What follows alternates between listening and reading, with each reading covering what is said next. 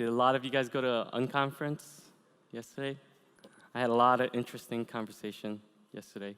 DEVCON, I gotta say, is my favorite event of all the different events Liferay hosts. Okay. So as Abdon said, I was a consultant for many years. So I've actually upgraded every major release Liferay has ever done. So we're gonna talk about upgrades, but I am a product manager now, so we're gonna have a little bit of a different viewpoint when we talk about it. So upgrades can be daunting if you've ever tried it before. That's one of the reasons why we've chosen to go the modularity route to help ease upgrades. But 6.2 still is a giant piece of software, and upgrading to 7 is gonna be it's gonna be a little bit difficult. So hopefully, some of the things that I present will get you guys to feel a little bit better about what we're doing in 7.0. I've broken down to 4 different parts just to make it simpler. We're gonna talk about preparation, then what you need to do to your infrastructure, your code, then your data, okay? So preparations, the first thing I need to stress to you guys who are leading your teams and you're planning out your project on how you're gonna upgrade to Liferay 7, you need to set realistic expectations. I've been on projects where they're like, how much time do you guys think you need to upgrade to the next version? They say, and they'll like say, okay, I think we can do it in like 2 weeks. It's not gonna happen, especially for those of you guys who have huge projects with like multiple portlets, 50 gigabytes of data. It's not gonna happen in 2 weeks. You're gonna have to plan accordingly to the size of your project, but be realistic with what you're gonna do. Next thing we need to talk about is start early if you can. I was talking to someone yesterday right before the on-conference, and he was telling me that he downloaded Alpha 1 and he dropped in his old portlets, and they all worked. It'd be super important for you guys to really try out the milestone builds and the alpha builds of Liferay. Jorge has written a blog post for each one of our releases, and so they tell you all the new features. But this can really help you set realistic timelines because you're gonna know which portlets already are kind of working, which ones need a little bit of work, and which ones might need a complete rewrite. Next tip, sorry for the horrible illustration. I'm not a graphic designer, but I don't even know if you guys can understand this point. But work in parallel if you guys can. I don't know why I've been on projects where they think that you must migrate like your code first, then you can migrate your theme, then you can migrate your data. It doesn't have to be that way. You guys can do certain processes at the same time, especially your front-end team can be working on the theme immediately.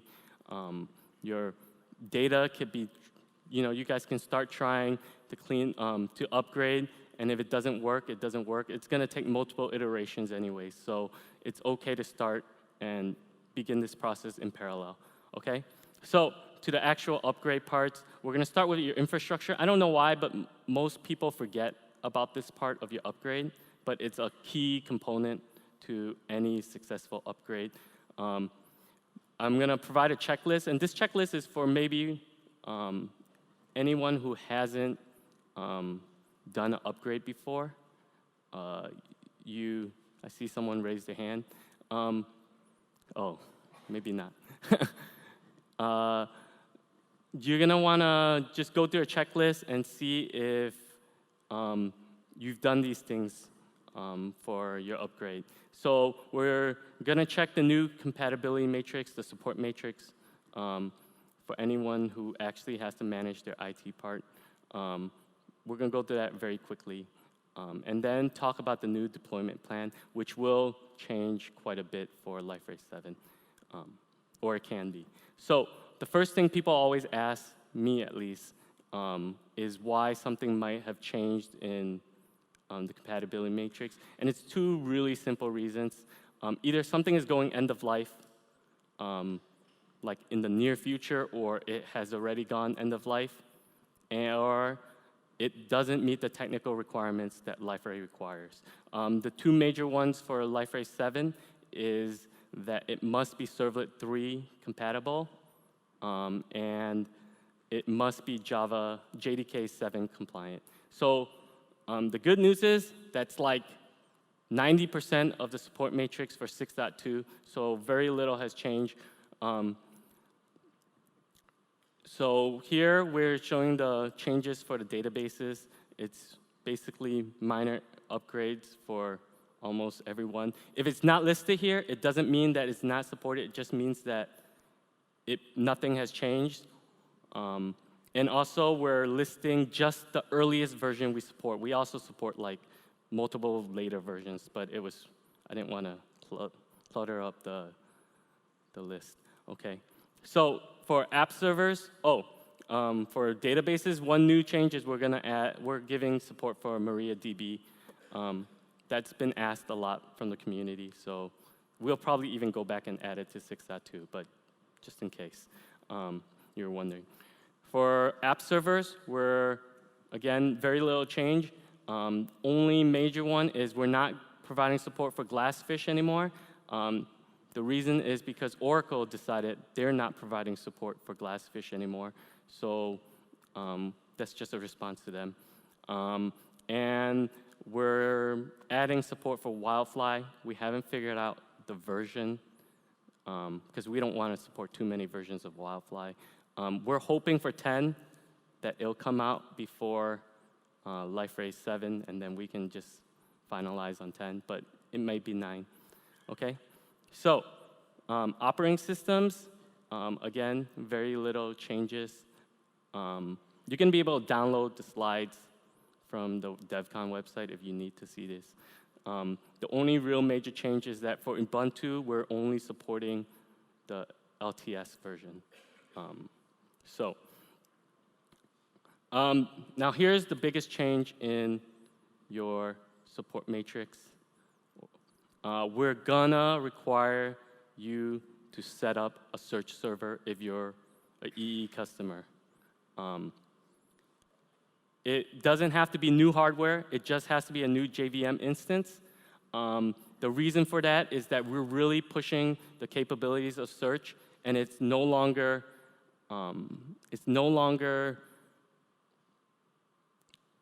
feasible to expect one JVM to host both a dedicated search server and your portal instance. We really want to allow each one to do their own work. Also, there's a lot of other logistical reasons. You're probably going to have way more portal instances clustered than your search servers where you might have one or two. So it doesn't really make sense to be able to use an embedded version and then cluster all of them, and they're going to have different memory requirements. So there's a lot of different reasons, but that's going to be a new requirement or change that we're pushing for 7.0, okay? So for deployment, this is sort of the big change. Because of OSGI and modularity, we have a whole lots of new ways that you're gonna be deploying your code. We have a new folder in your Liferay home directory called OSGI. It's pretty simple, but you can deploy your OSGI bundles in there. You can also deploy your regular wars in there. And then there's the old way of deploying your wars into your hot deploy directory. So what's going to be the differences? the big difference between the three is that if you are using any Liferay services that have been converted to OSGI services, so this would be like journal article, blogs, message boards. There's a ton of them. Okay, I don't actually know all of them. They're no longer going to work in a regular war. This was to clean up the class loader. We used to do lots of hacks so that your regular warriors could actually access the Portal's class loader, but we're not gonna allow for that anymore. If you want that, you must deploy your wars into the OSGI container. That doesn't require any changes on your part. You can just take your code and just drop it in. So it really is a small change. It's just don't deploy into the old folder, deploy to the new folder. But if you run into any reasons why you must deploy it in the old way, we have that way. But there's limitations in this new way, okay? So that's the biggest thing. Because of that, I know a lot of you guys cluster your servers. You're gonna need to be able to deploy using some kind of cluster application tool. We used to tell you, hey, just use whatever your app servers provide, and then you can just deploy all your wars to all your machines if you need to do it that way, if you don't do some kind of rolling start or whatever, rolling deployment. But that's obviously not gonna work with OSGI bundles. That's not gonna work with your webs, your web archive bundles that are dropped into the OSGI folder, because your cluster, your application servers don't know about this folder. So we've created a new tool. It's a very simple tool. It takes whatever files you want, it bundles it up into a war, and then you tell it what folder you want it to deploy it to, and then when it gets, then you use that with your application tool, and when that gets deployed using the cluster, whatever, like if you use JBoss's admin console to deploy it, it'll go in and copy it all to the right places. So you can still cluster all your servers and deploy it properly. So, okay, so that's the infrastructure. I think that's pretty easy for the most part. We're gonna talk about your code. Again, with the checklist, this is for mostly people who haven't done upgrades before. You're gonna need to upgrade your DTTs. You're gonna need to rebuild your services. You're gonna need to update your API changes. You're gonna merge JSPs. And I'm actually telling you basically in the order that I would do things, okay? So you're gonna upgrade your theme last. This is assuming also that you have only one person doing everything. If you can actually like split this off and do some of them in parallel, like I said before, you should do that. After you do all that, when you upgrade your data and do all that things you need to do for your data, you're gonna start your portal instance. You're gonna then upgrade your ADTs and your web content if you have any kind of special services that might have changed during that time, okay? And one optional note that you don't have to do at all, that we highly recommend, of course, is to convert your portlets to OSGI bundles. Ray is actually gonna give a talk right after this talk to show you how to do it. So, like, if you guys are interested in that, there's a whole host of benefits that I'll talk about in a little bit that, actually, I'll actually go just briefly, but you guys can go through the workshop with him. Okay, so one of the things that made upgrading to any version of Liferay so daunting was that you really had no idea what changed between versions. In 7.0, we realized that that should not be the case. We need to tell our users, hey, these things changed. So we created a new doc called Breaking Changes, and it goes through a host of different reasons why something has changed. It doesn't mean it's just coding changes. Maybe it's functionality changes. There's LPS tickets that will document the changes. There are summaries, and then there are even solutions on how you should fix them. And right now, there's 80 plus changes in the breaking changes. And that sounds like a lot of things that you guys are going to have to worry about in your upgrade to 7.0. But luckily, and this is where the product manager part of the upgrades is helpful. We've built tools to help you guys upgrade. This is the new Blade command line tool, and it really doesn't have a lot of useful features yet. But it has one sort of killer feature, is that it can help migrate any of your portlets. It's going to scan the breaking changes document. Well, it doesn't scan it. We actually build little migrators for it. It's going to scan your code. It's going to check the migrators and say, what is broken about your code? Like, you know, what breaking changes do you have in your code? And here's a report of how you guys need to fix it. If that's not good enough for you guys, we also have built that same tool is leveraged in Liferay IDE, where you can now, it'll show you exactly where your code is broken, and you can actually go in and mark, hey, I've gone in and done the changes. Okay, this has been upgraded. Or if it's a very simple change, IDE might actually be able to upgrade it for you. We're still working on that part, but it's definitely, I think, one of the things that are going to make upgrading to 7.0 much, much simpler than previous versions. Going back to upgrading your port-listed bundles, I'll show you an example of, I don't want to talk about too much of the details, but one of the things I saw in a previous client was that they had like 20 portlets, and they each used the Spring MVC portlet framework. And if you've ever used something like that for 6.1 or 6.2, and you dropped it all in Tomcat, Tomcat would take like 25 minutes to load up, because each one of those portlets required a brand new instance of the Spring MVC framework.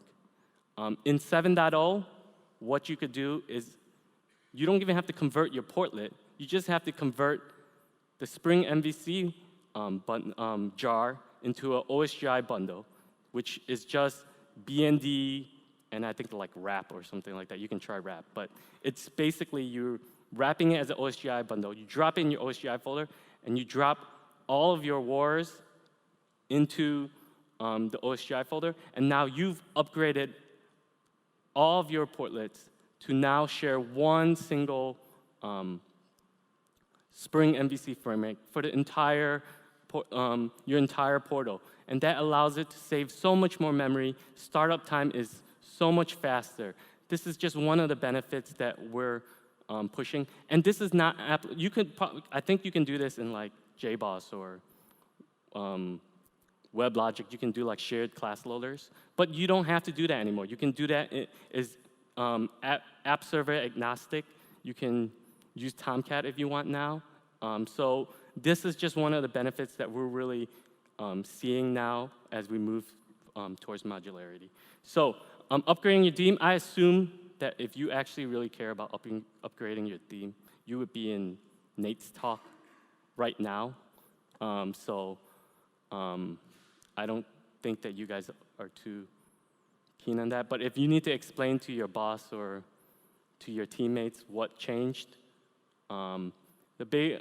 we are switching to libsass as the default compiler for your Sass compiler. We used to use Ruby. The big implication on that is that we can no longer use Compass for your Sass files. You have to use, if you want to use the Ruby Sass compiler for your plugins SDK, you can just go ahead and switch it if you need Compass support. We're moving to Bootstrap 3. We're also have a new design pattern that we're trying to follow called lexicon. You should go to Jose's talk if you're interested, or Juan Hidalgo's talk if you're interested in that. Yeah, hopefully you went to Nate's talk just before this, or again, I don't think you are too interested. The tooling that we built for 7.0 is, actually this is backwards compatible with 6.2. So we're moving all the development tools to basically to tools that front-end developers want to use. It's part of the whole developer experience that we're trying to do in Liferay, where we're giving developers the freedom to use any tools that they feel comfortable with.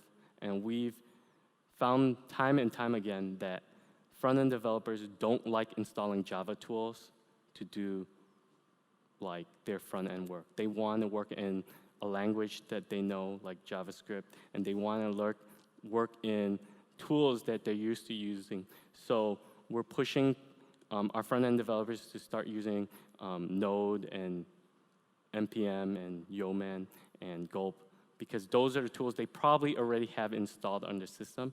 They don't have to install something new, and it gives them basically the chance to work in something they're familiar with.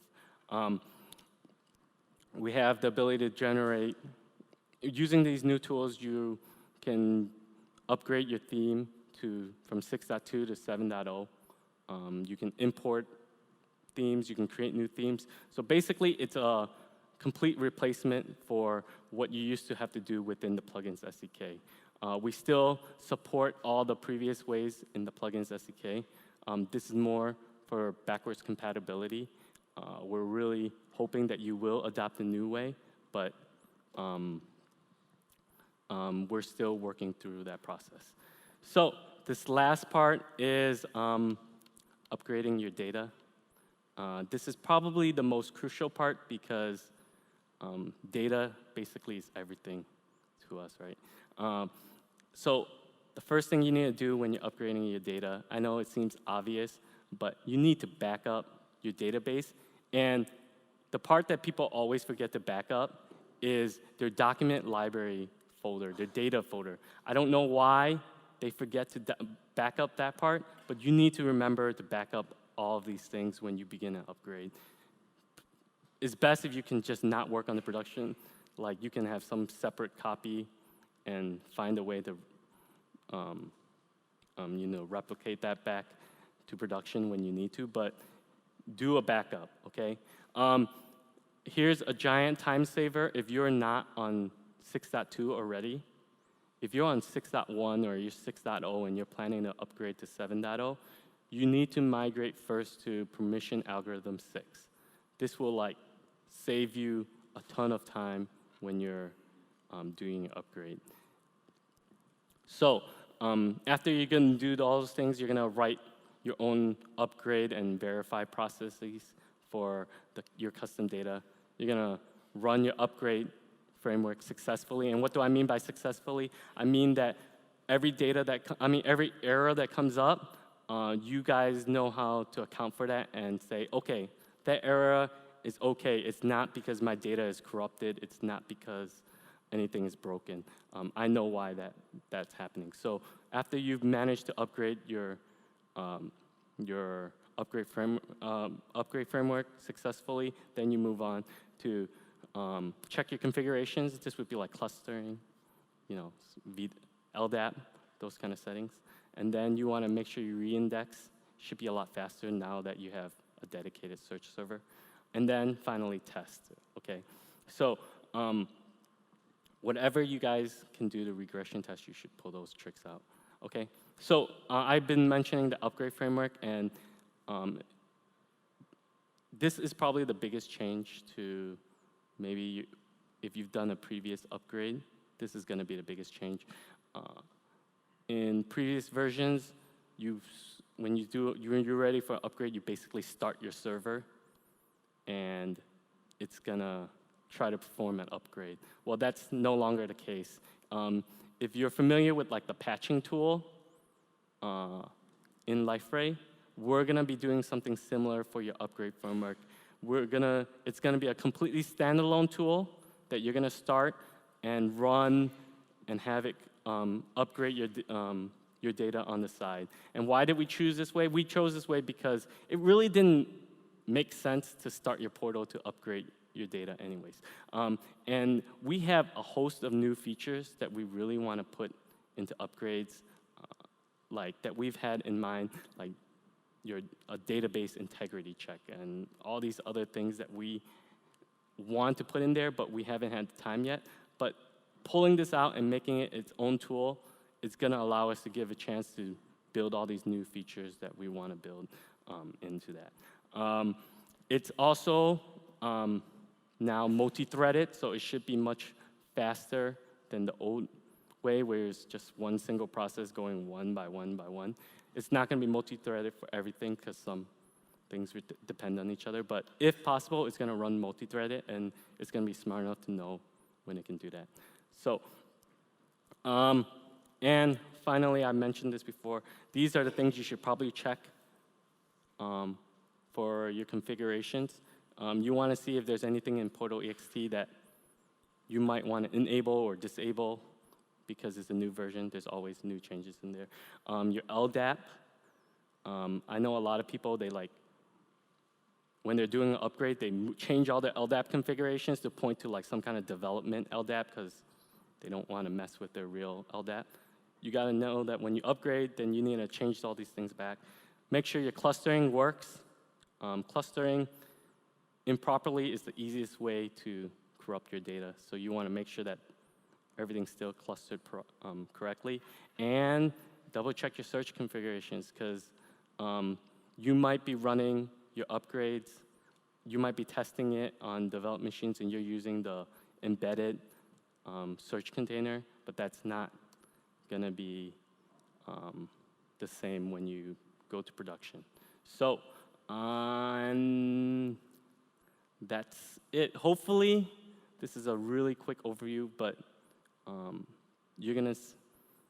we've presented enough tips and tools for you to feel a little bit more comfortable with upgrading to Liferay 7. Any questions? The one question in the back.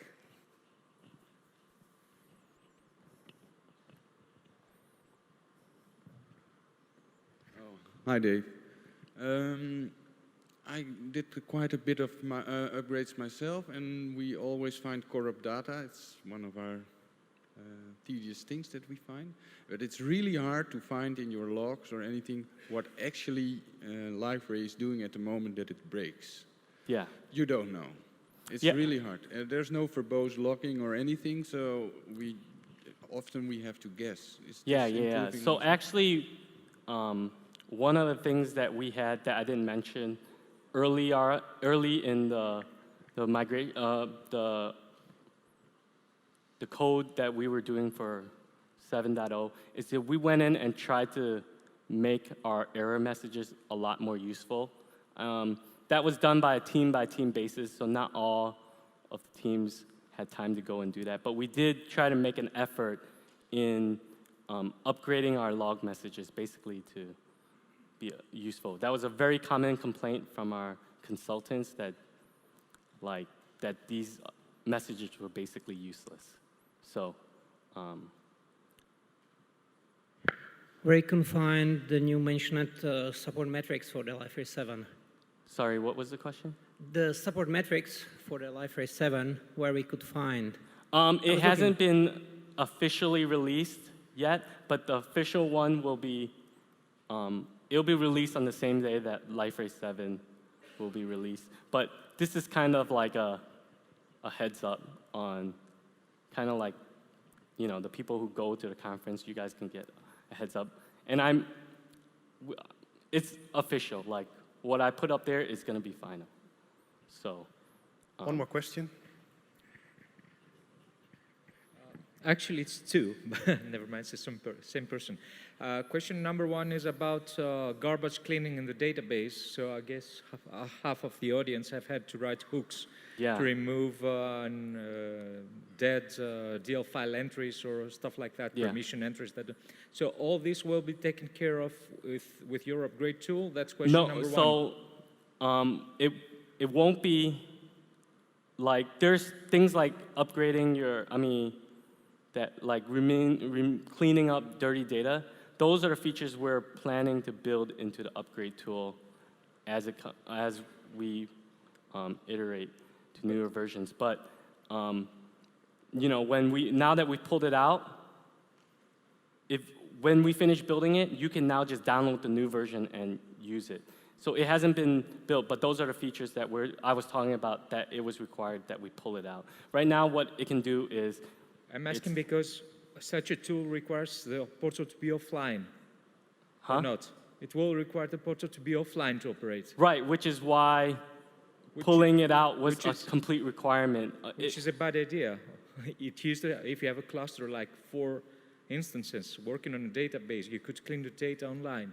Now you will need to take the whole cluster offline to do that. Well, upgrading your... Not upgrading, cleaning. Oh, cleaning. Yes, that was the question. So for this tool, we're only going to clean the data if it's, if you specifically tell it. Well, we haven't even built it yet. So we're talking about these features and what we're building. So we haven't built any of these features. If you think it's a bad idea, maybe that we'll prioritize other features over it. But okay, Sorry, I'm jumping to the last question. No? Okay, I'm not jumping. But David is around for 2 more days, so ask you a question later. So thanks, David, for this presentation.